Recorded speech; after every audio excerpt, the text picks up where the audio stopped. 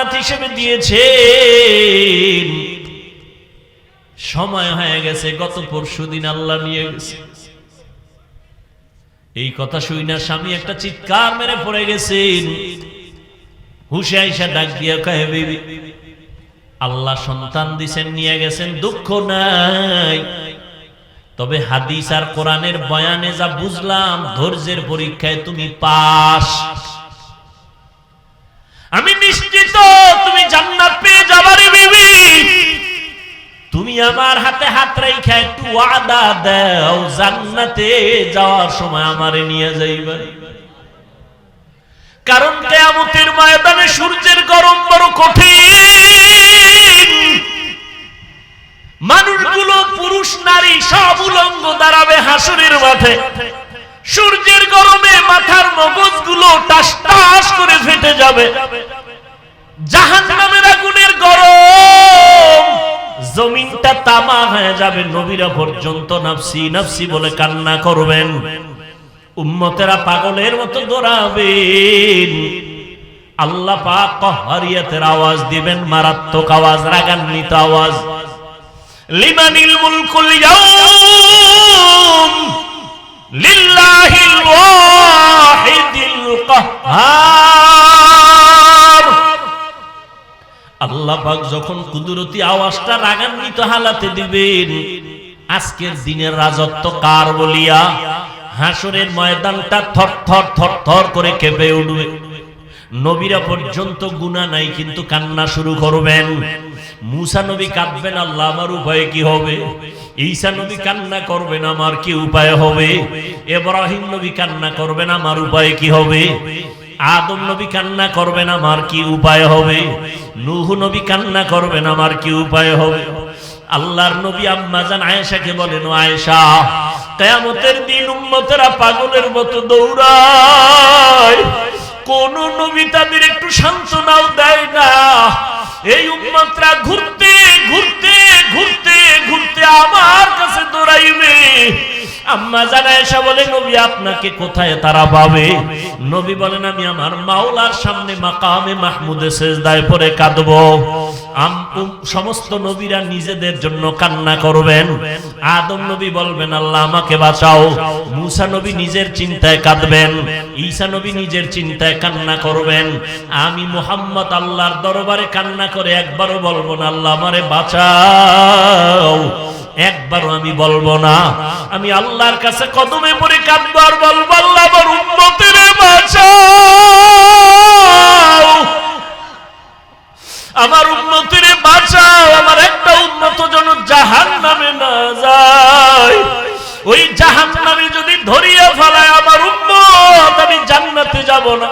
যেই উম্মতের জন্য আমি মুহাম্মদ দান দান শহীদ পর্যন্ত করে ফেললাম, যেই উম্মতের জন্য আমি ঘুমাইতে পারি নাই, যেই উম্মতের জন্য পেটে পাথর বেঁধেছি, ওই উম্মতের জন্য নবী কান্না করবেন। আল্লাহ বলবেন, নবী আপনি কাঁদবেন না, মাথা উঁচু করে আপনার উম্মতগুলো বাছাই করে করে জান্নাতের দিকে নিয়ে আগাইতে থাকেন। আমি আমার উম্মতগুলো ধরে ধরে জান্নাতের দিকে নিয়ে যাব। আম্মা জান আয়েশা রাদিয়াল্লাহু আনহা বলেন, নবী কোটি কোটি কোটি কোটি হাজার কোটি মানুষের ভিতর আপনার উম্মত চিনবেন কি করে? মুসা নবীর উম্মতেরাও থাকবে, ঈসা নবীর উম্মতেরাও থাকবে, আদম নবীর উম্মতেরাও থাকবে। আমার নবী বলেন, ও আয়েশা, আমার উম্মত যারা খাঁটি উম্মত, পাঁচ বেলা ওযু বানাইয়া নামাজ আদায় করেছে, কিয়ামতের দিন নামাজের ওযুর অংশগুলো নূরের আলোতে ঝলমল করা শুরু করবে। আমি নবী দেখে দেখে তাদের জান্নাতের পথে নিয়ে যাব। ও নবীর আশিকের দল, ও বেনামাজির দল, ওই দিন যদি আমার নবীর বাসায় বাদ পড়িয়া যাও, নবী যদি তোমাকে বলে তুমি আমার উম্মত না, নামাজ পড়ো নাই, ওই দিন কিন্তু বিপরীত লাইনে তোমার হাতে হ্যান্ডকাপ লাগিয়া যাবে। আল্লাহ অর্ডার করবে, ফেরেশতা এই গুনাহগার বেনামাজির হাতে জাহান্নামের হ্যান্ডকাপ লাগাও, জাহান্নামের দিকে টেনে টেনে নিয়ে যাও। জাহান্নামের আগুন শরীরে লাগবে, কলিজা পর্যন্ত ভুনা হয়ে যাবে। ও যুবক, স্কুলে পড়ো, কলেজে পড়ো, চাকরি করো, ব্যবসা করো, কোনো বাধা নাই। আল্লাহকে পাওয়ার জন্য আলেম হওয়া শর্ত না, মাদ্রাসায় পড়া শর্ত না। অন্তরকে গুনাহমুক্ত করে দাও, মা বাবার দোয়া নিয়ে চলো, উলামায়ে কেরামের পরামর্শ নিয়ে নবীর তরিকা সুন্নাত অনুযায়ী চলো। জীবনে জবান দিয়া কাউকে কষ্ট দিও না, মা বাবারে কষ্ট দিও না, তোমার ব্যবহার দিয়া মুরব্বি উলামায়ে কেরামের কষ্ট দিও না, নবীর তরিকা মানিয়া চলো। এটা পরীক্ষার হল, এটাই পরীক্ষা। বয়ান চলতেছে, এমতো অবস্থায় কেউ দোকানে বসে টেলিভিশন দেখতেছে, কেউ মোবাইল চালাইতেছে, মাইকের আওয়াজ শুনতেছে, জানালা আটকায় দিছে, ভাল লাগে না, কি করি, টেলিভিশন দেখো। এভাবেই চলবে দুনিয়া, হঠাৎ করে কিয়ামত এসে যাবে। আমাদের বয়ানও চলবে, মানুষের বিড়ি টানাও চলবে। কি আগের তুলনায় তাবলীগ কমছে না বাড়ছে? পীর মুরিদি, মাদ্রাসা, আলেম ওলামা, ওয়াজ মাহফিল, শ্রোতা যেই পরিমাণ বাড়ছে সেই পরিমাণ বেনামাজি কমার কথা। কমছে না বাড়ছে? গাঞ্জাখোর, মদখোর, বেপর্দা, বিষয় কি? ওদের আকামও চলতেছে পাল্লা দিয়ে, আমগো বয়ানও চলতেছে পাল্লা দিয়ে, পাল্লা পাল্লি চলতেছে, হার জিত। আল্লাহর মোহাব্বত নেই।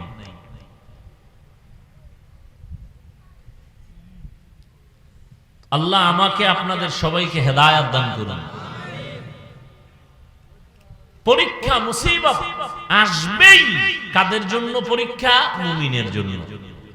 আল্লাহ এই পরীক্ষাটা মুমিনকে করবেন, বেঈমানকে কেন করবেন না? বেঈমানের জন্য জান্নাত নাই, জান্নাত শুধু মুমিনের জন্য। আমি মুমিনকেই জান্নাত দিব, বিনা হিসাবে দিব, তবে পরীক্ষায় পাশ করা লাগবে। 5টা জিনিসের দ্বারা আল্লাহ পরীক্ষা নেবেন: ভয়, ক্ষুধা, মালের ঘাটতি, জীবনের ঘাটতি, ফলের ঘাটতি।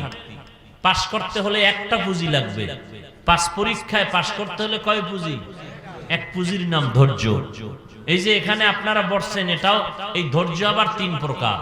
ইবাদতের বেলায় ধৈর্য, মুসিবতের বেলায় ধৈর্য, গুনাহের বেলায় ধৈর্য। এখানে বসছেন, এটা ইবাদতের একটা অংশ। যাদের ধৈর্য নাই ওরা নাই। যাদের ধৈর্য নাই, ধৈর্য না থাকলে আপনি বসতে পারবেন না, সম্ভব না। যাদের ধৈর্য আছে তারা বসে আছে। এটা হলো ইবাদতের বেলায় ধৈর্য, আর একটা হলো গুনাহের বেলায় ধৈর্য। মানে ফজরের 4 রাকাত নামাজ পড়তে সর্বোচ্চ 20 মিনিট লাগবে। কত মিনিট? কিন্তু অনেকে 20 মিনিটের মজা পায়, ঘুমে না পাইয়া 20 মিনিটের মজায় 4 রাকাত নামাজ পড়ে না, ঘুমায়। 20 মিনিটের মজায় যে ঘুমাইলো নামাজ বাদ দিয়া, সে ধৈর্যের সাথে উঠতে পারলো না। শাস্তিটা কি, সাজাটা কি 20 মিনিট হবে? ধৈর্য নাই। অথচ সারা রাত মোবাইল চালাইছে, এজন্য কোনো পরোয়া নাই, চিন্তা নাই। সারা রাত মোবাইল চালায়, দেখছে কি কবিরা গুনাহ। কি বয়ান শুনবেন আপনারা? কি বয়ান করব? ধ্বংসের দ্বার প্রান্তে আমরা সব। লেখাপড়ার সফলতা নষ্ট, মোবাইল। যুবকদের চেহারা সব ফ্যাকাশে, সারা রাত কবিরা গুনাহ করলে চেহারায় আর নূর আসবে কি করে? আল্লাহ সব ভাইকে মোবাইলের গুনাহের থেকে হেফাজত করেন।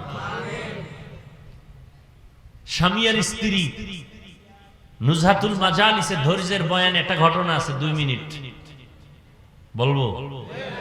আবার তো আপনারা এমনি তো বলে কেসা কাহিনীর ওয়াজ করি, কি ওয়াজ বলে না? বলে না? কে বলে? যে বেনামাজি। এই কথাগুলো কারা বলে? কোন নামাজিরা ঠিক মত আসলে বলে না। বেজাল্লা নামাজির ওয়াজ করছি না একটু আগে, এরা বলে। আর বেনামাজিরই বলে কেচ্ছা কাহিনীর ওয়াজ করি। ওই আহমক জাহেলকে বলি, ও জাহেল, তুমি কেচ্ছা কাহিনীর কি বুঝো? কোরআন হাদিসের ওয়াজ না করে কেচ্ছা কাহিনী বলে। তুমি জানো কেচ্ছা কাহিনীর পৃথিবীতে শ্রেষ্ঠ কিতাব হলো কোরআন শরীফ? তোমার সেই ধারণাই নেই, তুমি তো মূর্খ। তোমার সে ধারণাই নাই পৃথিবীতে শ্রেষ্ঠ কিচ্ছা কাহিনীর কিতাবের নাম কোরআন, শ্রেষ্ঠ কিচ্ছা কাহিনীর কিতাবের নাম হাদিস শরীফ। এবার ওলামায়ে কেরাম আমাকে একটু সহযোগিতা করবেন, সাধারণ মানুষ বুঝুক। একটু সহযোগিতা যারা আলেম আছেন করবেন। কোরআন শরীফে গরুর কেচ্ছা নাই, বলে সত্য কথা বলেন। হাতির কেচ্ছা নাই, মশার কেচ্ছা, বাঘের কেচ্ছা আছে, সাপের কেচ্ছা আছে কোরআন শরীফে, মাছির কেচ্ছা আছে কোরআন শরীফে, বাঘের কেচ্ছা, বহু কেচ্ছা কাহিনী, 2000-এর উপরে আয়াত আছে শুধু কেচ্ছা কাহিনী, কেচ্ছা কাহিনী, কেচ্ছা কাহিনী। আর আমরা তো ওই কেচ্ছাই বলি যেই কেচ্ছা উন্নতের শুনাইলে মানুষের দিল নরম হয়। আমরা তো সোনা বন্ধের কেচ্ছা বলি না, আমরা তো ওই কেচ্ছা শুনাই যেই কেচ্ছা শুনে মানুষ নামাজি হয়। তোমার বিরোধিতায় কি হয়েছে? তোমার কপাল পুড়েছে, আর কিছুই হয়নি। কেন পড়েছে? আমি তো বলি, সারা বাংলাদেশে চ্যালেঞ্জ করে বলি, যারা আলেমদের বিরুদ্ধে বলে আর ফেসবুকে লেখে এরা মা বাবার অভিশপ্ত সন্তান, কোনো সন্দেহ নাই। মা বাবার অভিশপ্ত সন্তানেরাই আলেমের বিরুদ্ধে ফেসবুকে লেখে, ওর উপরে মা বাবার অভিশাপ, আল্লাহর লানত।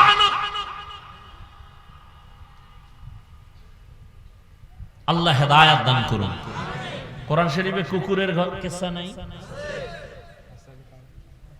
কি বলবো কোন তো, ওই জাহেলদেরকে কি বলা যায়? এরা বলে আমরা কেচ্ছা কাহিনী রস করি। কি বুঝাতে চাও?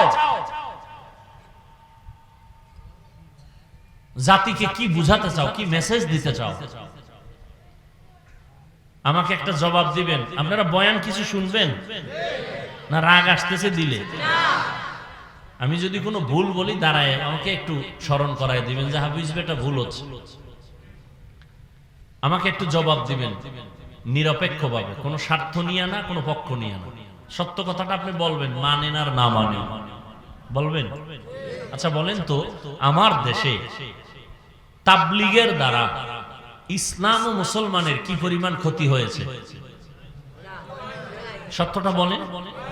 আপনি মানেন না মানেন স্বীকার করেন, ক্ষতি হয় নাই? সবাই একমত?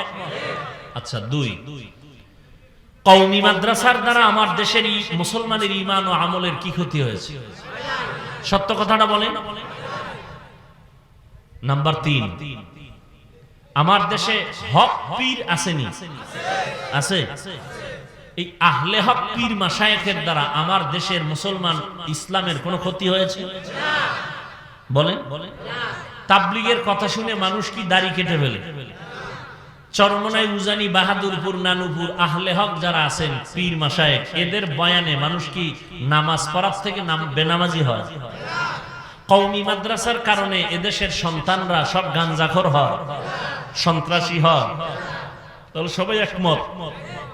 যদি একমত হন, আমি রাগের ভাষায় না মহব্বতের ভাষায় বলবো, মৃত্যু পর্যন্ত কোনোদিন 1 সেকেন্ডের জন্য তাবলীগের বিরুদ্ধে কিছু বলবেন না, কিছু লিখবেন না। কওমির বিরুদ্ধে কিছু বলবেন না, কিছু লিখবেন না। খাঁটি আল্লাহওয়ালা পীর মাশায়েখের বিরুদ্ধে কিছু বলবেন না, কিছু লিখবেন না।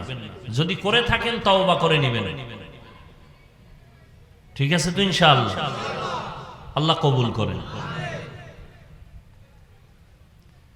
আপনি আরেকটা জবাব দেন, এটা অন্য প্রসঙ্গ। কিয়ামতের আগ মুহূর্ত পর্যন্ত আমাদের নবীজি আমাদেরকে কালেমার দাওয়াত দিতে, ঈমানের ইসলামের দাওয়াত দিতে আসবেন। আমাদের নবীজি বলেন না কেন? আচ্ছা, আবু বকর আসবেন, ওমর ফারুক, কোন সাহাবা, ইমাম আবু হানিফা, ইমাম বুখারী, ইমাম মুসলিম, ইমাম তিরমিজি, ইমাম মালিক কেউ আসবেন কিয়ামতের আগে? আচ্ছা, এবার আপনাকে প্রশ্ন, আমরা জান্নাতে যাব না? কথা বলে ইনশাআল্লাহ। জান্নাতের ঠিকানা আছে কোরআন হাদিসে। কোথায়? এই যুবকরা জবাব দাও, জান্নাতের ঠিকানা কোথায়? কপাল খারাপ, তুমি কোরআন শরীফের আরবি বুঝো না, হাদিসেরও আরবি পারো না। এখন তোমার জান্নাতে যাইতে হলে কোরআন হাদিস থেকে ঠিকানা নিতে হবে। তুমি এখন কোরআনও বুঝো না, কোরআনের ব্যাখ্যাও বুঝো না, হাদিসও বুঝো না, হাদিসের ব্যাখ্যাও বুঝো না। এখন তোমার পথ কি? নবীও আসবে না, আবু বকরও আসবে না, সাহাবায়ে কেরাম আসবে না। এখন পথ কি তোমার? কি পথ? একটা পথ খোলা, উলামায়ে আহলে হকের পরামর্শ নিয়ে কোরআন সুন্নাহ অনুযায়ী চলা। কথা ঠিক? কিন্তু তুমি চায়ের দোকানে বইয়া মোছে তেল লাগায়া বলো আমি কোনো ওলিয়া উলিয়া মানি না, ব্যক্তি মানি না, মাযহাব মানি না, আমি কোরআন হাদিস মানি। তুমি কোরআনের আরবি বুঝো না, হাদিস বুঝো না। তুমি যদি বলো আমি কোনো ব্যক্তি মানি না, আমি কোনো মাযহাব মানি না, আমি কোনো ওলিয়া উলিয়া মানি না, আমি কোরআন হাদিস মানি, তুমি কোরআন হাদিস মানা কি জিনিস তুমি বুঝোই না, বুঝোই না কোরআন হাদিস মানা কি জিনিস। আমি তো সারা বাংলাদেশে কসম খাইয়া বলি, কসম খাইলে কথার গ্রান্টেড আরো বাড়ে, আল্লাহর কসম জমিনে যারা বলবে আমরা ওলিয়া উলিয়া মানি না, এরা কোরআন শরীফ মানে না, বুখারী শরীফ মানে না, এরা বাতিল, এরা ভণ্ড। এদের যারা ভণ্ড স্বীকার করে না তারাও ভণ্ড। কথা বুঝাইতে পারছি? যারা বলে ওলিয়া উলিয়া মানি না, এরা কোরআন শরীফও কোন বুখারী শরীফও মানে না, এরা হক না বাতিল। এদের যারা বাতিল বলে না তারাও বাতিল। আল্লাহ হেদায়েত দান করুন। তো বলতেছিলাম নুজহাতুল মাজালিস একটা ঘটনা। ধৈর্য নিয়া স্বামী আর স্ত্রী, স্ত্রী স্বামীকে বলে তুমি আমাকে কেমন মহব্বত করো, বলে সীমাহীন, বলে দলিল তুমি আমার জীবন, তুমি আমার মরণ, যা চাইবা তাই দিবা। স্ত্রী আবার বলে যা চাইবো তাই দিবা, বলে অবশ্যই দিব। স্ত্রীও মোটামুটি দিনদারি, স্বামীকে একটু পরীক্ষাও করার নিয়ত, আসলে দিবা কদিন, কথা তালাক দাও, তালাক কি দাও? স্বামী বলে মরে গেল তালাক, বলে তুমি ওয়াদা করছো দিবা, দাও। দুইজনে হালকা তর্ক সমাধানের জন্য ওই যুগের নবীর কাছে রওনা। রাস্তার মাঝে গিয়া স্বামী বেচারা পইরা গিয়া পাও ভাঙছে, চিৎকার দিয়া কাঁদে আল্লাহ আমারে বাঁচাও। স্ত্রী কয় নবীর দরবারে যাব না, বাড়িতে চলো। বাড়িতে গিয়া স্বামীর হাত ধরে বলে আমি যে তালাক চাইছিলাম কথাটা ফিরাই নিলাম, মাফ করে দাও। স্ত্রী বলে চাইলে কেন, চাওয়ার পরে আবার ফিরাই নাও কেন? স্ত্রী বলে তুমি রাসূলের হাদিস শুনাইছো না? কি মুসিবত আল্লাহ যাকে ভালোবাসেন তাকে মুসিবত দিবেন। আমি যে তোমার ঘরে সংসার করছি এত বছর কোনো মুসিবত পাই নাই, তোমার কান্নাকাটি ছিল না, আহ শব্দ ছিল না, বুঝলাম যেখানে মুসিবত নাই ওখানে খোদার রহমত নাই, আমিও নাই, তালাক চাইছি। কিন্তু যখন রাস্তায় গিয়া পাও ভাঙছে, আল্লাহকে ডাকছো, কান্না আসছে, আহ শব্দ বের হয়েছে, আমি হাদিস অনুযায়ী ভেবে নিলাম রহমত নাজিল হয়েছে, যেখানে আল্লাহর রহমত আছে আমিও আছি। আর আমগো হালকা মুসিবতে পড়লে এলাকার কমিশনার থেকে গালাগালি শুরু করে খোদা পর্যন্ত যায়, ঠিক নেই? অথচ আল্লাহ বলেন অবশ্যই আমি মুসিবত দিয়া পরীক্ষা করবই করব, 5টা জিনিসের মাধ্যমে। পাস করার জন্য পুঁজি লাগবে একটা, নাম কি বলেন? ধৈর্য। দাম কত? ধৈর্যের পরীক্ষা দিলেন ইব্রাহিম নবী ইসমাইলের শরীর তলে নিয়ে। বাবারও যেমন ধৈর্য, সন্তানেরও তেমন ধৈর্য। আল্লাহ কয় যারা ধৈর্য ধারণ করার গুণটা অর্জন করবে আমি তাদের তো অনেকগুলো পুরস্কার দিব, তবে 2টা পুরস্কার দিব মারাত্মক কঠিন, বড়, দামি। একটা দুনিয়ায় আর একটা পরকালে। দুনিয়াটা কি? আমি আল্লাহ তার বন্ধু হয়ে থাকব। সুবহানাল্লাহ আসে না? ইয়া আইয়ুহাল্লাযীনা আমানুস্তাঈনু বিস-সাবরি ওয়াস-সালাহ ইন্নাল্লাহা মা'আস-সাবিরিন।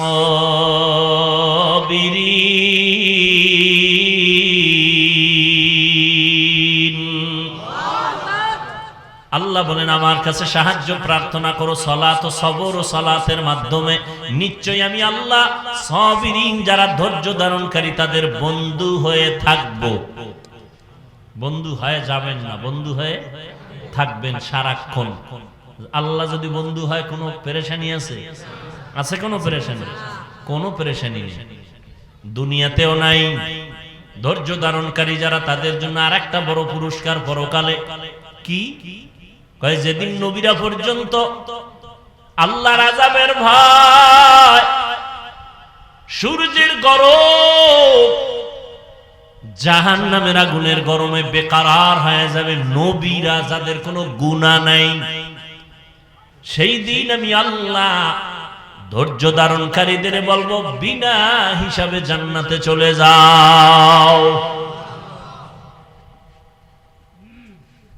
ইন্নামা ইউওয়াফাস সাবিরুনা আজরাহুম ইন্নামা ইউওয়াফাস সাবিরুনা আজরাহুম বিগাইরি হিসাব।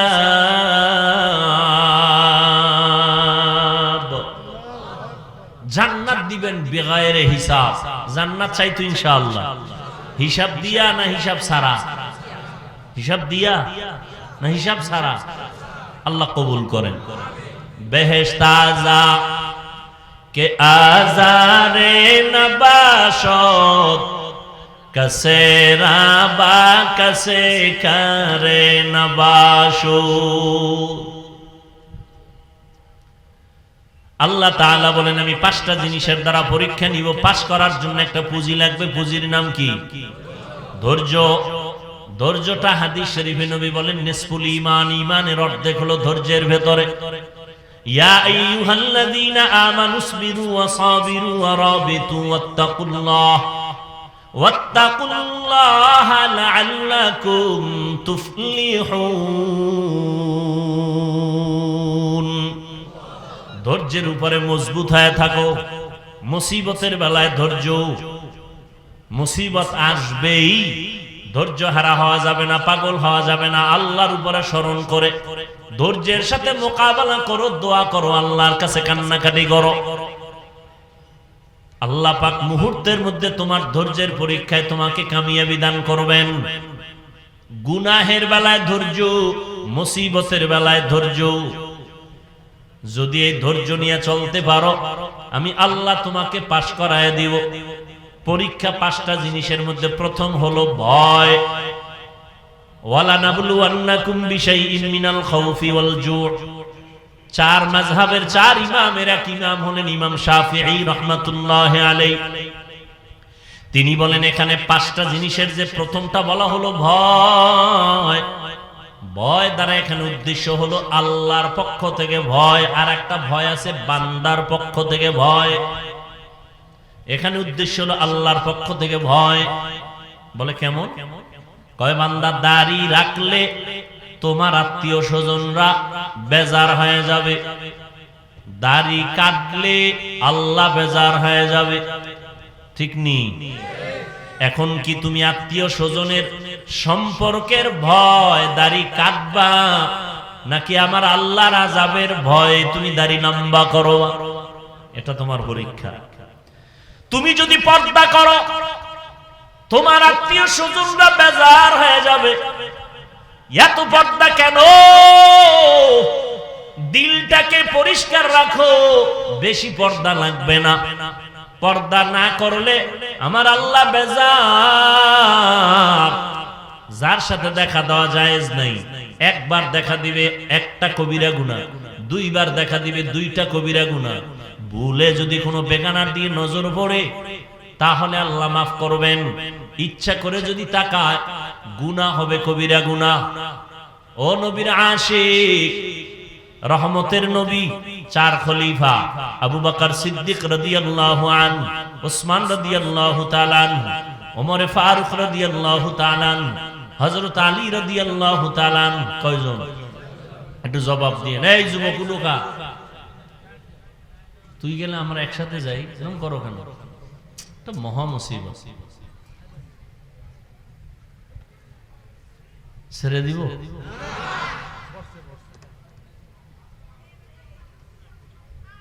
কি ব্যারাম, কি বয়ান করলে এরা বসবে আল্লাহ ভালো জানে। হ্যাঁ, কয়জন খলিফা? 4 জন। আর সরদারকে রহমতের নবী, এরা গেছেন কলিজার টুকরা রসুলের, রসুলের কলিজার টুকরা কন্যা, নাম বলেন ফাতেমা, বাকিটাও বলেন রাদিয়াল্লাহু আনহা, মহিলা সাহাবিয়া। তাদের বেলায় কি বলতে হয়? রাদিয়াল্লাহু আনহা। আর পুরুষ সাহাবী যদি হয় রাদিয়াল্লাহু তাআলা আনহু। নবীজি সহ গেলেন কার ঘরে? ফাতেমা রাদিয়াল্লাহু আনহার ঘরে। ফাতেমা রাদিয়াল্লাহু আনহা মেহমানদারির জন্য একটা সুন্দর পেয়ালায় মধু দিয়েছেন। কি মধু?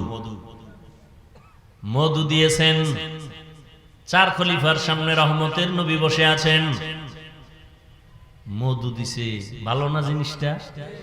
দিছে তার কন্যা, কলিজার মেয়ে, তাও সুন্দর একটা পেয়ালা, আকাশের চাঁদের মতো জিগজিগ করে।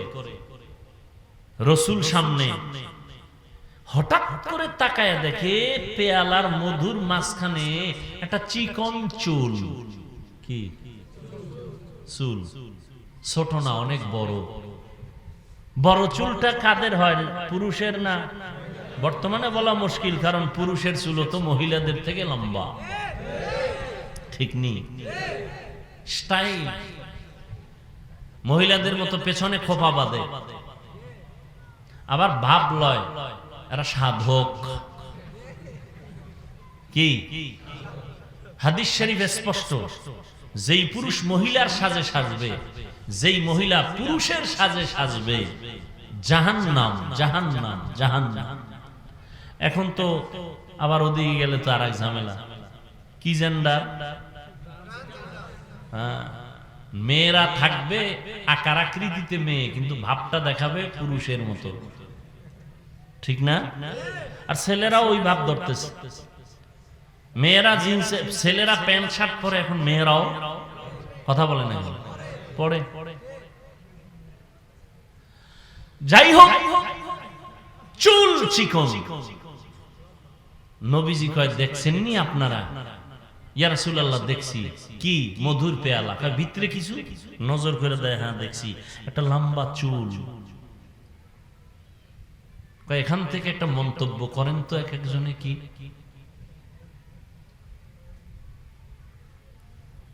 আবু বকর বলে, আমি একটা মন্তব্য করি। বলে কি? মানুষের ঈমান চমকদার পেয়ালার মতো, হ্যাঁ, আমল মধুর মতো মিষ্টি। আমল ইখলাস চুলের মতো চিকন, চুলের মতো চিকন। ওমরে ফারুক, আপনি একটা মন্তব্য করেন। ওমরে ফারুক বলেন, ইয়া রাসূলুল্লাহ, আমি একটা মন্তব্য করি। দুনিয়ার চেয়ারে বসাটা পেয়ালার মতো চমকদার,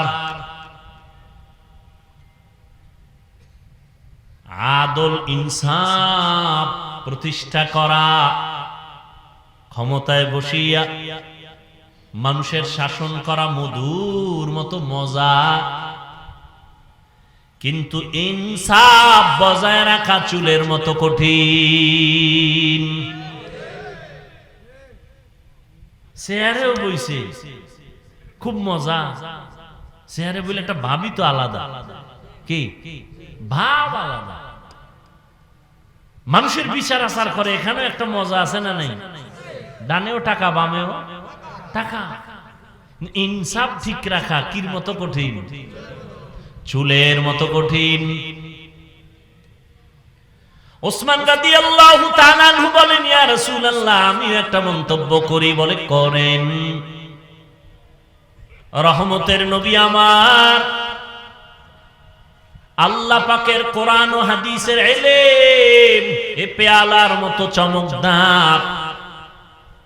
আমল করা, ইলম অর্জন করাটা মধুর মতো মজা, কিন্তু ইলম অনুযায়ী আমল কইরা আল্লাহ পাওয়া চুলের মতো বড় কঠিন।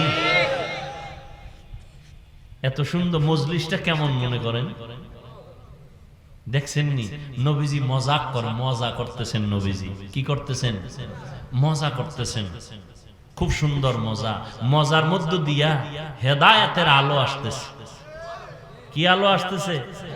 আর আমগো মজার ভিতরে দিয়া গুনাহ আসতেছে। গুনাহ, মজা করি গুনাহ দিয়ে। নাউযুবিল্লাহি মিন যালিক। আল্লাহ হেদায়েত দান করুন। হ্যাঁ, হযরত আলী আছে না নাই? নবী যদি অনুমতি দেন আমি একটা করি। হযরত আলী ডাক দিয়ে এখন, ইয়া রাসূলুল্লাহ, দিন কায়েম, দুনিয়াতে দিন কায়েমের জিহাদে যাওয়া পেয়ালার মতো চমৎকার, ওই রাস্তায় শাহাদাতের পেয়ালা পান করা মধুর মতো মিষ্টি। কিন্তু আল্লাহর মোহাব্বত নিয়ে যুদ্ধের ময়দানে জীবনকে বিসর্জন দেওয়া চুলের মতো বড় কঠিন। ফাতেমাকে আব্বা এত সুন্দর মজলিসে মতামত নিতেছেন, আমার একটা নিবেন না? নবী বলেন, মা তুমি বলো, তোমারটাই তো নিতে আসছি, বলো। ফাতেমা রাদিয়াল্লাহু আনহা বলেন, ওরে আব্বা জান, রহমতের নবী আমার, আমি তো নারী হিসাবে নারীদের বিষয়টাই টানি। বলে কি? কয় নারীদের পর্দা করা পেয়ালার মতো চমৎকার, পর্দা রক্ষা করিয়া চলা, চেহারাটা পেয়ালার মতো চমৎকার, আর পর্দা জীবনে কায়েম করা, এটা হলো মধুর মতো মিষ্টি। কারণ যেই মেয়েটা হাত কাউকে দেখায় না, চেহারাটা কাউকে দেখায় না, ওর একটা ভেতরে পাওয়ার থাকে আলাদা, সতীত্ব নষ্ট করে না, এর পাওয়ার আলাদা। ফাতেমা বলেন, ইয়া রাসূলুল্লাহ, কিন্তু বেগানার নজর থেকে নিজেকে বাঁচাইয়া রাখা চুলের মতো কঠিন। এখন বাদ আছে কে? কথা হয় না। নবী কয়, আমি একটা কইতাম না? নবী সবাই কয়, আপনি একটা তো কইবেন ইয়া রাসূলুল্লাহ। এর মধ্যে জিবরাইল হাজির। জিবরাইল কয়, এত সুন্দর মজলিস চলতেছে, আমি কি কমু না? আমি কি বলবো নবী রাসূল? হ্যাঁ বলেন। জিবরাইল ডাক দিয়া বলেন, ইয়া রাসূলুল্লাহ, আমি বলতে চাই, আল্লাহ রাস্তায় চলবে, দ্বীনের উপরে চলাটা, দ্বীনের আলো নিয়ে চলাটা পেয়ালার মতো সুন্দর, এর উপরে আমল করাটা মধুর মতো মজা,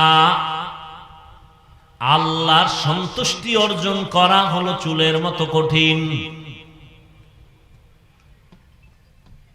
জিবরাইল কয়, আমনেগো মজলিস দেখা আল্লাহও কিছু কইতে চাইছেন, আল্লাহও বলতে চান। আল্লাহ, নবী বলেন, আল্লাহ বলার আগে আমারটা বলল লই। নবী বলেন, আমি আল্লাহর মারিফত অর্জন করা পেয়ালার মতো চমৎকার, চমকদার, আর মারিফতের মজা অন্তরে জমা করার নাম মধুর মতো মিষ্টি। আল্লাহর পরিচয় লাভের নাম মারিফত। মারিফতটা পেয়ালার মতো চমৎকার, আর আল্লাহর পরিচয় অন্তরে ধারণ করা হলো মধুর মতো মিষ্টি। কারণ যার মধ্যে আল্লাহর পরিচয় একবার আসবে, সে হবে আল্লাহর আশিক। ও যুবক,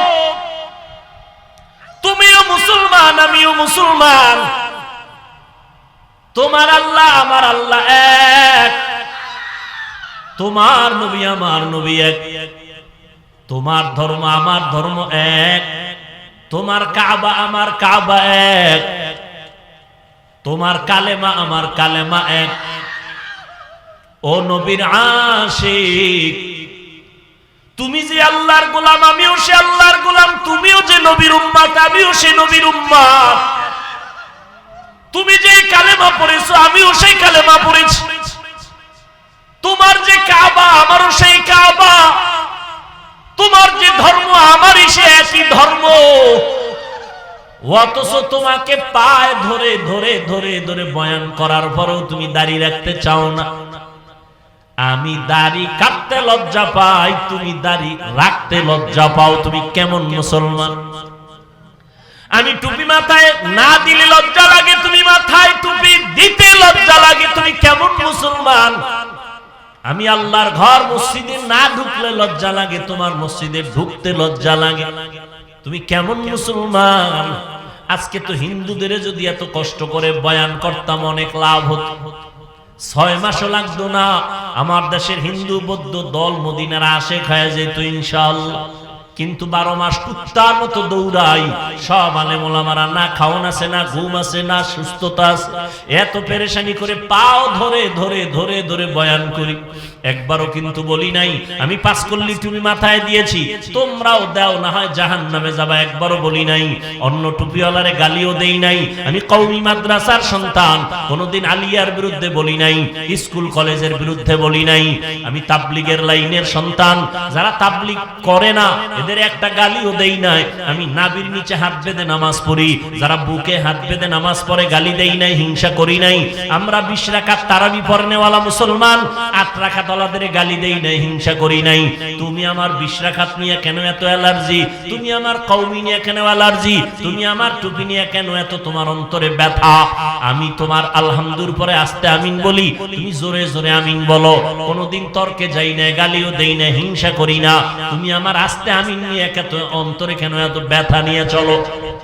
আল্লাহর বান্দা, আমি মাদ্রাসায় পড়ুয়া, বলি নাই স্কুল ছেড়ে দাও, কলেজ ছেড়ে দাও, সব মাদ্রাসায় চলে আসো। একবারও বলি নাই। পাও ধইরা শুধু একটাই বলি, মা বাবার কথা মতো চলো, ওলামায়ে কেরামের পরামর্শ নিয়ে চলো, মদিনার নবীর আদর্শের মালা গলায় লাগাও রে যুবক। একটাই দাবি। ওই এতক্ষণ তোমার সামনে বয়ান করলাম, একটা দলের পক্ষে কথা বলি নাই। এই আওয়ামী লীগের পক্ষে বলছি। সত্য কথা বলো, মানো আর না মানো, সত্য স্বীকার করো। আওয়ামী লীগের পক্ষে বলছি, বিএনপির পক্ষে বলছি, বলো। তা তুমি আমাকে দলের দালাল বলো কেন? এই বেয়াদব, এই মা বাবার অভিশপ্ত সন্তান। আমি চরমনের পক্ষে বলছি, তাবলিগের দালালি করছি, যে চরমনাই না করলে জাহান্নামী, তাবলিগ না করলে জাহান্নামী বলছি। তা তুমি আমাকে দালাল বলো কেন? তুমি কি বুঝো দালাল? এই বেটা, মদখোরের কাছে আলেম ওলামারা যদি যায়, আর যদি আলেম ওলামা মদখোরের তালে হইরা মদ পান করে, তখন তুমি বলতে পারো এই আলেমরা মদখোরের গোলাম। কিন্তু এমন যদি হয় আলেমরা যাওয়ার কারণে মদখোর হুজুরদের লাইনে টুপি পরছে, দাড়ি রাখছে, নামাজ পড়ে, বিএমপির সাথে ওলামায়ে কেরাম যাওয়ার কারণে যদি ইসলামের উপকার হয়, তো তুমি দালাল বলো কেন? আওয়ামী লীগের কাছে হাটহাজারীর হুজুর গেছেন, কওমি মাদ্রাসার স্বীকৃতি নিছেন, ইসলামের দাবি পূরণের জন্য যদি যান, তুমি দালাল বলবা? কি পেয়েছো? এই বেয়াদবি, এই দুঃসাহস কে তোমাকে দিয়েছে? ক্লাস 5-এ পড়ে, আলিয়ায় দাখিল পড়ে, কওমি মাদ্রাসায় কাফিয়া শরহে বেকায়া পড়ে, এরকম কিছু বেয়াদব ফেসবুকে একজন বড় আলেমের নামে ফট করে লিখে দেয় দালাল। আল্লাহ হেদায়েত দান করুন। আল্লাহ, এরে যুবক, রহমতের নবী বলেন, আল্লাহর মারিফত অর্জন করা পেয়ালার মতো মজা। মারিফতের মজা যখন অন্তরে লাগবে তখন মধুর মতো মিষ্টি। আল্লাহকে যখন চিনতে পারবা তখন তোমাকে জীবনে কেউ জীবন নিয়ে নিবে, কিন্তু ঈমান কেড়ে নিতে পারবে না। ফিলিস্তিনের দিকে তাকাও, ইসরায়েলি জালেমের গোষ্ঠী ফিলিস্তিনের উপর আক্রমণ, বলে জমিন ছেড়ে দাও, বাইতুল মাকদিস আমাদের হাতে দাও। মুসলমান বলে আল্লাহর জমিনে আছি, তোমাদেরটা খাই না, আল্লাহ রিজিক দেন, জীবনটা দিয়া দিব, কিন্তু আল্লাহর ঘর হেফাজতে পিছপা হব না। আল্লাহ 5টা জিনিসের দ্বারা পরীক্ষা নিবেন। 1 নাম্বার হলো ভয়। ভয় ভয় ভয়টা আবার 2 প্রকার, আল্লাহর পক্ষ থেকে ভয়, বান্দার পক্ষ থেকে ভয়। বুঝেননি?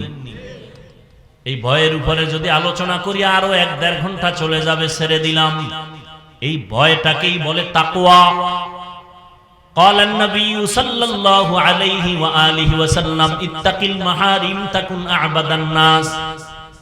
রহমতের নবী বলেন, তোমরা গুনার হারাম অবৈধ জিনিস থেকে নিজেকে বাঁচাও তো মানুষের কাছে, আল্লাহর কাছে দামি হয়ে যাবে।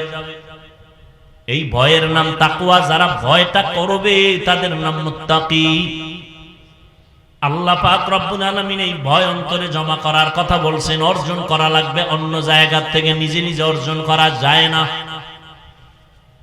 এই তাকওয়া যাদের অন্তরে থাকবে আল্লাহ তাদেরকে দুনিয়াতে 6টা পুরস্কার দিবেন, পরকালে দিবেন 2টা। পরকালের প্রথম পুরস্কার বিনা হিসাবে জান্নাত, পরকালের দ্বিতীয় পুরস্কার হলো পর্দা ছাড়া ডাইরেক্ট আমার আল্লাহর সাথে হবে মোলাকাত। ডাইরেক্ট আল্লাহর সাথে মোলাকাত হবে। জিব্রাইলের মন্তব্যটা হইছে না হয় নাই? নবীটা বাকি রইল কাটটা। আল্লাহ বলেন, জিব্রাইল বলো, এত সুন্দর চমকদার মজলিসের মধ্যে আমি আল্লাহ একটা মত দিতে চাই।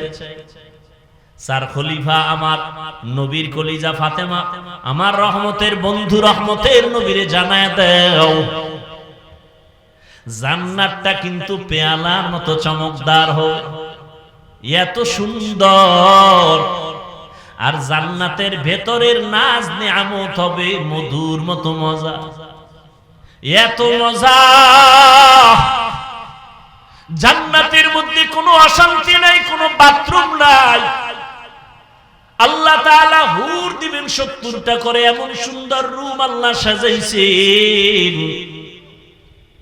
মধুর মতো মজা। কিন্তু এই জান্নাত পাওয়ার জন্য যে কাজগুলো করা লাগবে, কাজ দুনিয়াতে করা চুলের মতো বড় কঠিন। হ্যাঁ, 2 নাম্বার পরীক্ষা হবে আল্লাহর পক্ষ থেকে, ওয়াল জু, ক্ষুধার মাধ্যমে। ইমাম শাফিঈ রাহমাতুল্লাহ আলাইহি বলেন, এখানে ক্ষুধা দ্বারা উদ্দেশ্য হলো রোজা। যেমন গত রমজানে অনেক মুসলমান এখানে আছে রোজা রাখে নাই, চায়ের দোকানে বৈশা গল্প করছে আর বলছে রোজা রাখো না কেন? বলে আমার ঘরে কি ভাতের অভাব, আমি রোজা রাখবো কেন? এরকম কুলাঙ্গার চাঁদপুরে নাই? আমরা কি আসলে ভাতের অভাবে রোজা রাখছি? হ্যাঁ, ওরে রোজা তো হিন্দুরাও রাখে, খ্রিস্টানেরাও রোজা রাখে, ইহুদিরাও রোজা রাখে, তবে তাদের নাম আলাদা, সিস্টেম আলাদা। তাদের নাম হলো না খাওয়ার সাধনা। না খাওয়ার সাধনা হিন্দুরাও করে, বৌদ্ধরাও করে, ইহুদিরাও করে, খ্রিস্টানেরাও করে, সব ধর্মে আছে।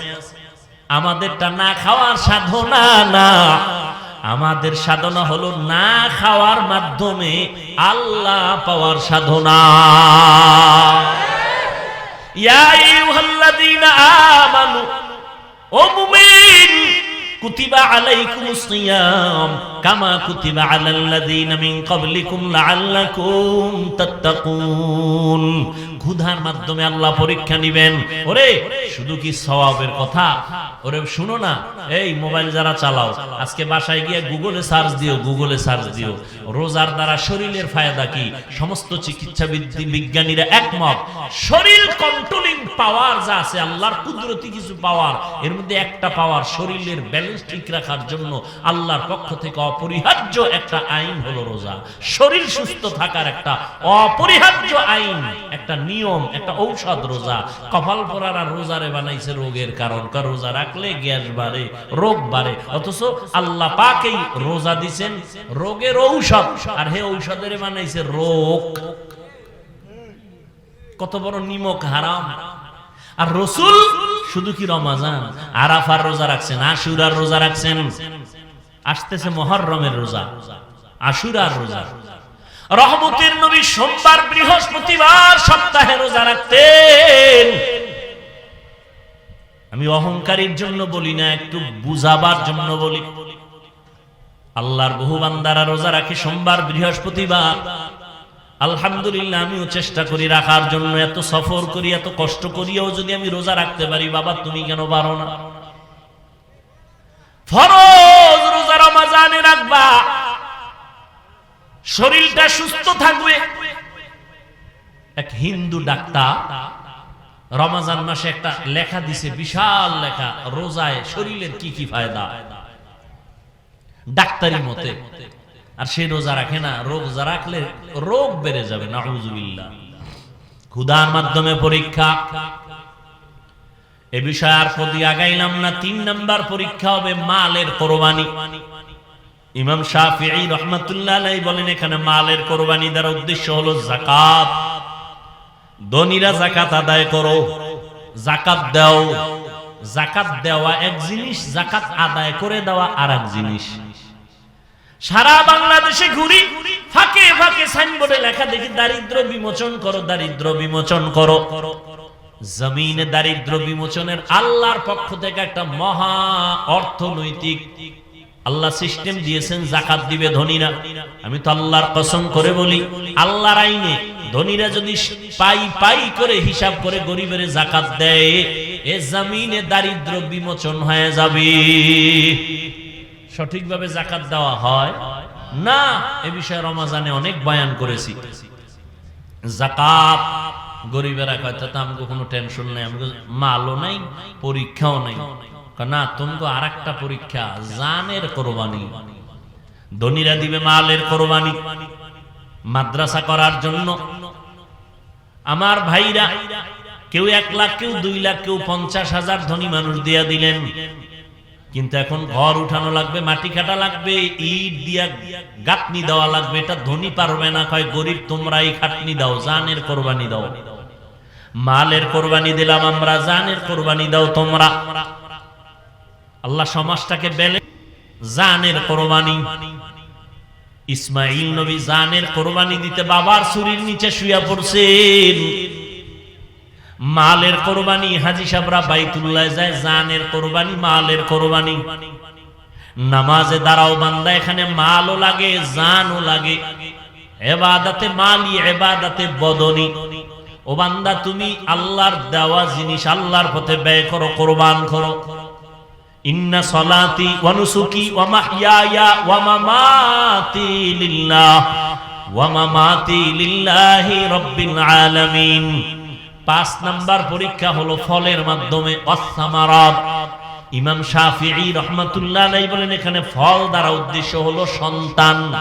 কারণ জমিনে যত মা আছে, মা, কোরআন শরীফে আল্লাহ তাদেরকে বলছে এরা ফসল উৎপাদনের ক্ষেত, আর ওই ক্ষেতের ফসল হলো সন্তান। ফসল সন্তান। আল্লাহ ফলের পরীক্ষা নিবেন। সন্তান আল্লাহ কাউকে দিবেন না, এটাও পরীক্ষা। কাউকে দিবেন, এটাও পরীক্ষা। আবার কাউকে দিয়া নিয়ে যাবেন, এটাও পরীক্ষা। সন্তান দেওয়ার ক্ষমতা আল্লাহর, নেওয়ার ক্ষমতাও আল্লাহর। ছেলে দেয় আল্লাহ, মেয়ে দেয় আল্লাহ, ঠিক নেই? আল্লাহ পরীক্ষা করেন।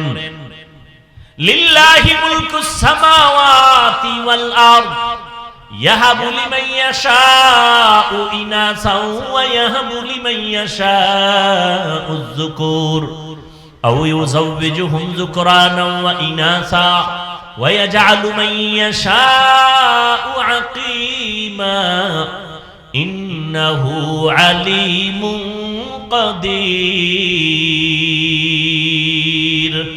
আল্লাহ বলেন, আসমান জমিনের চাবিকাঠি ক্ষমতা আমার হাতে। আমি আল্লাহ কাউকে ছেলে দেই, কাউকে মেয়ে দেই, কাউকে দোনোটা দেই, কাউকে কোনোটাই দেই না। পরীক্ষা কার? ছেলে সন্তান কে দেন? আল্লাহ দিয়ে নিয়ে যান। সাহাবী যুদ্ধের ময়দানে হাজির, ঘরের মধ্যে স্ত্রী আর বাচ্চা, একটার কেউ নাই। সাহাবী যুদ্ধের ময়দানে চলে গেলেন। যুদ্ধ শেষ করে গাজীর মর্যাদা নিয়ে বাড়ি আসলেন। আল্লাহর কুদরতি পরীক্ষা, ঘরের মধ্যে মহিলা আর মহিলার বাচ্চা ছাড়া কেউ নাই। ওই বাচ্চাটা স্বামী বাড়িতে আসার আগে, একদিন আগে মরে গেছে। স্ত্রী একটা বিছানায় শোয়াইয়া একটা চাদর দিয়ে রাখছে, মনে হয় ঘুমা। রাতে স্বামী ঘরের মধ্যে আসেন, স্ত্রী আনন্দে বরণ করেছে, খানা দানা আপ্যায়ন করেছে। স্বামী এক পর্যায়ে বলে, বিবি আমার সন্তানের কি হালাত? স্ত্রী কতটা হিকমত লাগায় জবাব দিলেন। সাহাবী তো, তার স্ত্রীও তো তেমন। আমগো আম্মা জানেরা হুদা জায়গায় স্বামীরে টেলিফোন করে পেরেশানি দেয়। হুদা জায়গায় কই আছো? অমুক জায়গায়, তাড়াতাড়ি আও, একটা বিপদ। ঘরে দেয় কিছুই না, পেট ব্যথা উঠছিল, গেছি গেছি।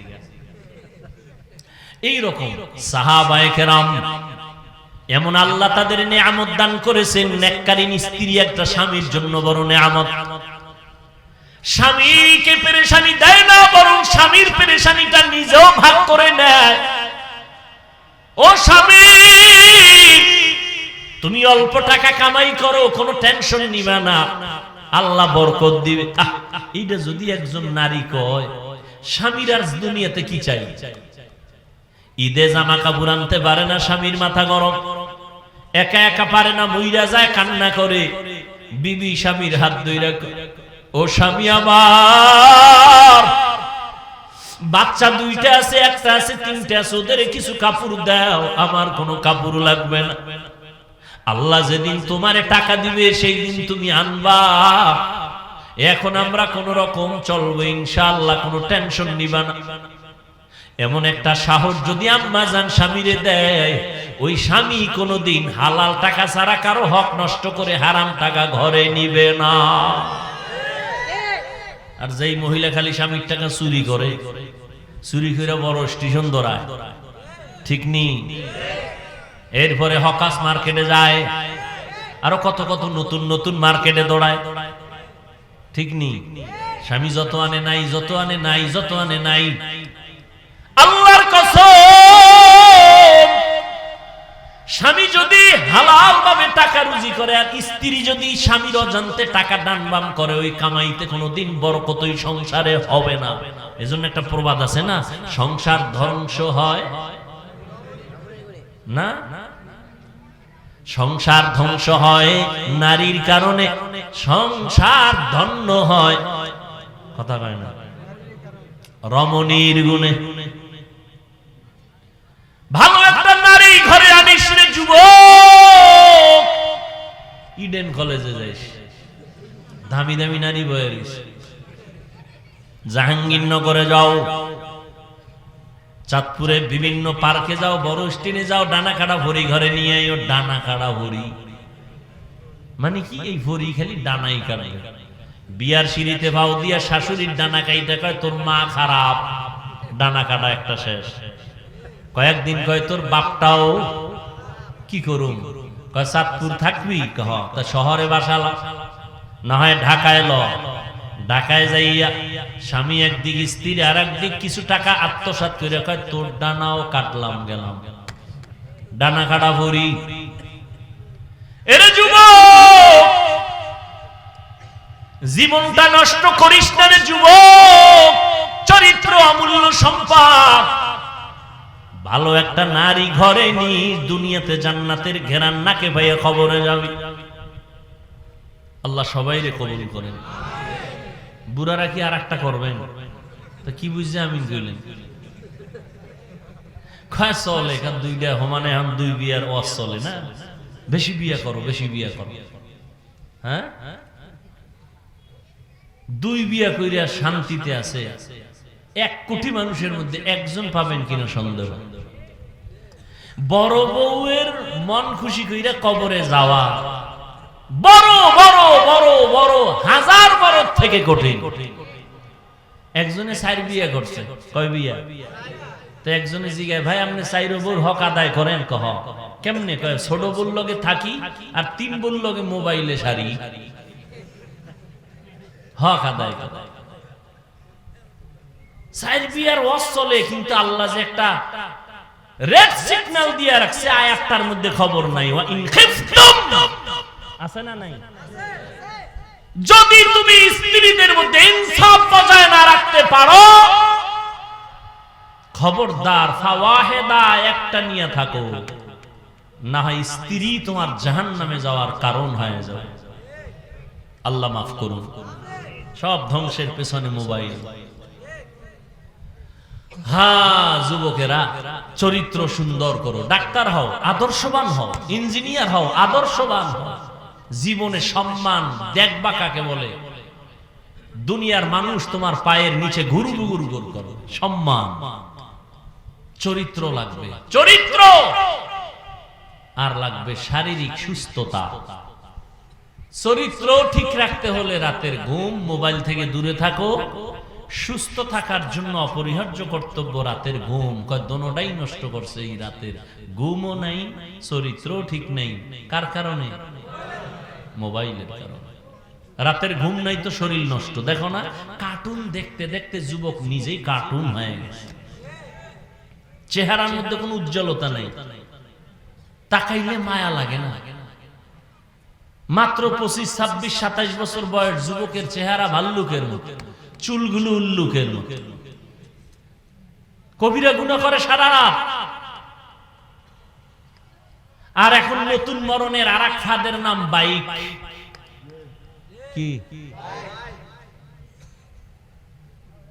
বাইক? ওখানে বইলেই শরীর খালি আগুন লাগে, আগুন গরম হয়। আর পেছনে যদি বিপরীত পার্স থাকে তো আরো আগুন। আল্লাহ হেদায়েত দান করুন।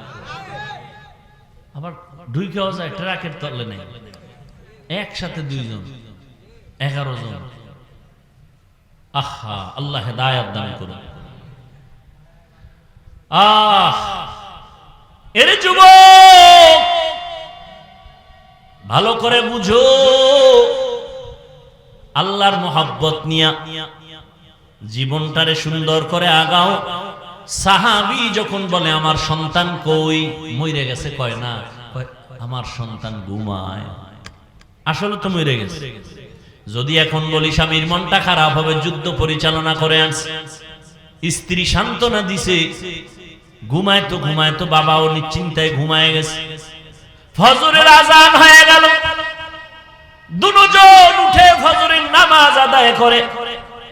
এবার স্ত্রী স্বামী ডাক দিয়া কয়, স্বামী আমার মনটা খুশি নি। বলে খুশি? একটা কথা বলবো, শুনবেন নি? কয় শুনবো। মনে কষ্ট নিবেন না তো? কয় না। শুনেন, আপনারা খেয়াল করেননি, আমি 2 মিনিটে মোনাজাত দেব একটু। আর যারা গুনা টুনা নাই, এগো মোনাজাতেরও কি নেই, দরকার নাই। স্ত্রী ডাক দিয়া বলে, স্বামী আমার, কেউ যদি আপনার কাছে কোনো জিনিস আমানত রাখে, রাখবেন নি? কয় রাখবেন। সময় মতো চাইলে দিবেন নি? কয় দিব। কয় দিতে গিয়ে মনে কোনো কষ্ট পাবেন নি? কয় না। দেখছেন নি কারবার, বুঝেননি? স্ত্রী ডাক দিয়া কয়, স্বামী আমার,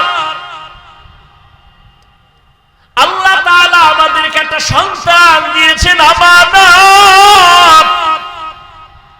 আল্লাহ আমানত হিসেবে দিয়েছেন। সময় হয়ে গেছে, গত পরশুদিন আল্লাহ নিয়ে গেছে। এই কথা শুই না স্বামী একটা চিৎকার মেরে পড়ে গেছেন। হুশে আইসা ডাক দিয়া কয়, বিবি, আল্লাহ সন্তান দিছেন, নিয়ে গেছেন, দুঃখ নাই। তবে হাদিস আর কোরআনের বয়ানে যা বুঝলাম, ধৈর্যের পরীক্ষায় তুমি পাস। আমি নিশ্চিত তুমি জান্নাত পেয়ে যাবারে বিবি। তুমি আমার হাতে হাত রাইখা একটু ওয়াদা দাও, জান্নাতে যাওয়ার সময় আমারে নিয়ে যাইবা। কারণ কিয়ামতের ময়দানে সূর্যের গরম বড় কঠিন। মানুষগুলো, পুরুষ নারী সব উলঙ্গ দাঁড়াবে হাসরের মাঠে। সূর্যের গরমে মাথার মগজগুলো টাস টাস করে ফেটে যাবে। জাহান্নামের আগুনের গরম, জমিনটা তামা হয়ে যাবে। নবীরা পর্যন্ত নাফসি নাফসি বলে কান্না করবেন। উম্মতেরা পাগলের মতো দৌড়াবেন। আল্লাহ পাক কহরিয়াতের আওয়াজ দিবেন, মারাত্মক আওয়াজ, রাগান্বিত আওয়াজ। লিমানিল মুলকুল ইয়াউম লিল্লাহিল ওয়াহিদিল কাহ্হার। আল্লাহ পাক যখন কুদরতি আওয়াজটা রাগান্বিত হালাতে দিবেন, আজকের দিনের রাজত্ব কার বলিয়া হাসরের ময়দানটা থর থর থর থর করে কেঁপে উঠবে। নবীরা পর্যন্ত গুনাহ নাই কিন্তু কান্না শুরু করবেন। মুসা নবী কাঁদবেন, আল্লাহ আমার উপায় কি হবে? ঈসা নবী কান্না করবেন, আমার কি উপায় হবে? ইব্রাহিম নবী কান্না করবেন, আমার উপায় কি হবে? আদম নবী কান্না করবেন, আমার কি উপায় হবে? নূহ নবী কান্না করবেন, আমার কি উপায় হবে? আল্লাহর নবী আম্মা জান আয়েশাকে বলেন, ও আয়েশা, কিয়ামতের দিন উম্মতেরা পাগলের মতো দৌড়ায়, কোন নবী তাদের একটু সান্ত্বনাও দেয় না। এই উম্মতরা ঘুরতে ঘুরতে ঘুরতে ঘুরতে আমার কাছে দৌড়াইবে। আম্মা জান আয়েশা বলে, নবী আপনাকে কোথায় তারা পাবে? নবী বলেন, আমি আমার মাওলার সামনে মাকামে মাহমুদে সিজদায় পড়ে কাঁদবো। সমস্ত নবীরা নিজেদের জন্য কান্না করবেন। আদম নবী বলবেন, আল্লাহ আমাকে বাঁচাও।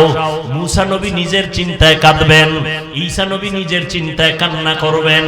আমি মুহাম্মদ আল্লাহর দরবারে কান্না করে একবারও বলবো না, আল্লাহ আমারে বাঁচাও। একবারও আমি বলবো না। আমি আল্লাহর কাছে কদমে পড়ে কাঁদবো আর বলবো, আল্লাহ আমার উম্মতের বাঁচাও, আমার উম্মতের বাঁচাও। আমার একটা উম্মত যেন জাহান্নামে না যায়। ওই জাহান্নামে যদি ধরিয়ে ফেলায় আমার উম্মত, আমি জান্নাতে যাব না। যেই উম্মতের জন্য আমি মুহাম্মদ দান দান শহীদ পর্যন্ত করে ফেললাম, যেই উম্মতের জন্য আমি ঘুমাইতে পারি নাই, যেই উম্মতের জন্য পেটে পাথর বেঁধেছি, ওই উম্মতের জন্য নবী কান্না করবেন। আল্লাহ বলবেন, নবী আপনি কাঁদবেন না, মাথা উঁচু করে আপনার উম্মত গুলো বাছাই করে করে জান্নাতের দিকে নিয়ে আগাইতে থাকেন। আমি আমার উম্মত গুলো ধরে ধরে জান্নাতের দিকে নিয়ে যাব। আম্মা জান আয়েশা রাদিয়াল্লাহু আনহা বলেন, নবী কোটি কোটি কোটি কোটি হাজার কোটি মানুষের ভিতর আপনার উম্মত চিনবেন কি করে? মুসা নবীর উম্মতেরাও থাকবে, ঈসা নবীর উম্মতেরাও থাকবে, আদম নবীর উম্মতেরাও থাকবে। আমার নবী বলেন, ও আয়েশা, আমার উম্মত যারা খাঁটি উম্মত, পাঁচ বেলার ওযু বানাইয়া নামাজ আদায় করেছে, কিয়ামতের দিন নামাজের ওযুর অংশগুলো নূরের আলোতে ঝলমল করা শুরু করবে। আমি নবী দেখে দেখে তাদের জান্নাতের পথে নিয়ে যাব। ও নবীর আশিকের দল, ও বেনামাজির দল, ওই দিন যদি আমার নবীর বাসায় বাদ পড়িয়া যাও, নবী যদি তোমাকে বলে তুমি আমার উম্মত না, নামাজ পড়ো নাই, ওই দিন কিন্তু বিপরীত লাইনে তোমার হাতে হ্যান্ডকাপ লাগিয়া যাবে। আল্লাহ অর্ডার করবে, ফেরেশতা এই গুনাহগার বেনামাজির হাতে জাহান্নামের হ্যান্ডকাপ লাগাও, জাহান্নামের দিকে টেনে টেনে নিয়ে যাও। জাহান্নামের আগুন শরীরে লাগবে, কলিজা পর্যন্ত ভুনা হয়ে যাবে। ও যুবক, স্কুলে পড়ো, কলেজে পড়ো, চাকরি করো, ব্যবসা করো, কোনো বাধা নাই। আল্লাহকে পাওয়ার জন্য আলেম হওয়া শর্ত না, মাদ্রাসায় পড়া শর্ত না।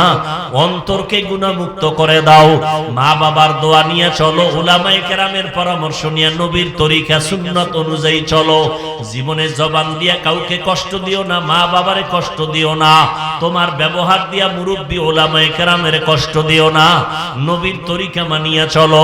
তোমার মতো কত যুবক জীবনে মাদ্রাসায় পড়ে নাই, স্কুল কলেজে জেনারেল লাইনে থাকিয়া রাস্তায় গাড়ি চালায়, নামাজ পড়ে, তুমি কেন পারবা না রে বাবা? তোমার মতো যুবক তাকায়া দেখো, দোকানদারি করে, ব্যবসা করে, চাকরি করে, নামাজ ছাড়ে না, তুমি কেন পারবা না? ও বাবারা, বুড়ারা, আপনাদের মতো কত বুড়া মুরব্বীরা মসজিদে গিয়া পাঁচ বেলার নামাজ পড়ে, আপনারা কেন পারবেন না? ও পর্দার আড়ালের আম্মা জান বোনেরা, আপনাদের মতো কত মা, কত বোনেরা মোবাইলে সময় নষ্ট করে না, স্বামীর মাল নষ্ট করে না, পাঁচ ওয়াক্ত নামাজ পড়ে, স্বামীর মাল হেফাজত করে, নামাজ পড়ে, কান্না করে, সন্তানগুলোকে আদর্শওয়ালা বানানোর জন্য চেষ্টা করে। ও বাবারা, যুবকরা তওবা করে নাও। জীবনে তো কম নামাজ ছাড়ো নাই, বেপরদায় কম চলো নাই, মনের চাহিদা পূরণে গুনাহ কম করো নাই। আজকে থেকে আল্লাহকে মনে মনে ডাকো আর বলো, হে মালিক, জীবনে তো বহু অন্যায় করেছি, আমার অন্যায়ের খবর মা বাবা আত্মীয় স্বজন কেউ জানে না। আজকে থেকে তওবা করে নিলাম, মরিয়া গেলে যাব, হায়াতের মালিক তুমি, ইজ্জতের মালিক তুমি।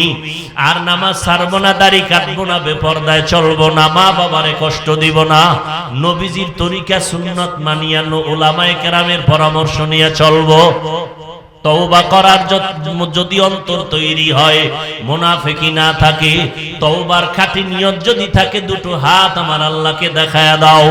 আয় আল্লাহ, হাতগুলো কবুল করে নেন, তওবা কবুল করে নেন। আয় আল্লাহ, আমাদের তওবার উপরে মজবুত হইয়া চলার তৌফিক দান করেন, আমিন।